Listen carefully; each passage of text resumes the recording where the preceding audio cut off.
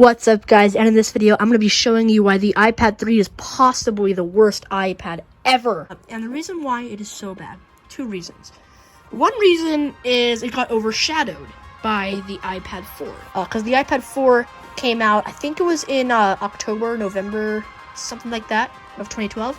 This guy came out in March of 2012. And you might be thinking, iPads ever have never came out in March except for this one. And you'd be right. Now, why did it come out so early? Is because, look at this display. The display is so marvelous.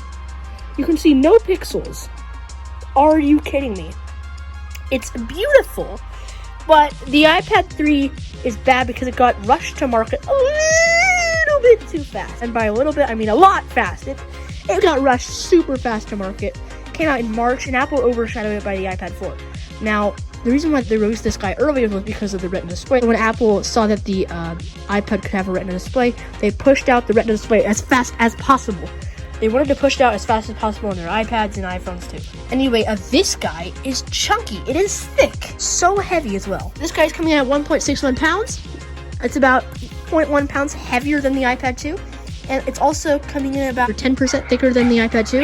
Not much thicker and heavier than the iPad 2, but one difference that makes it the battery. The battery made it really thicker and heavier. That is why. Because the Retina display, it's more pixels. You need the battery to be bigger and heavier. Well, the battery is not heavier itself, but you need the battery to be huge. It almost doubled the iPad 2's battery, and that's why. And the second reason why the iPad 3 is possibly the worst iPad in the world is because of iOS 9. Now, the iPad 3 had a gig of RAM, and what I'm talking about is how slow iOS 9 ran on the iPad 3. Now, don't get me wrong, it ran slow on the iPad 2 and the iPhone 4S as well, and the iPad Mini. It ran slow on those devices too.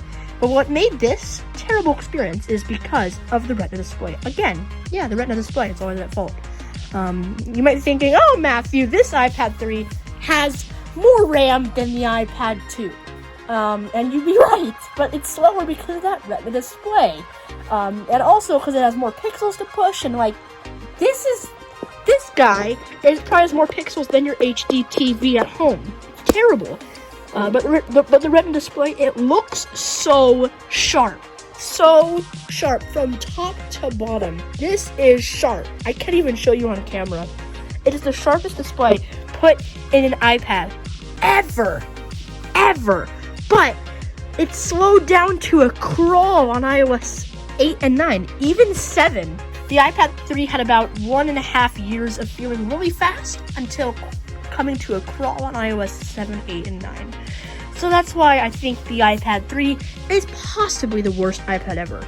The two reasons are it was rushed to market too fast and overshadowed by the iPad 4, and because it was a pain to use, the slowest iPad in the world on its latest firmware.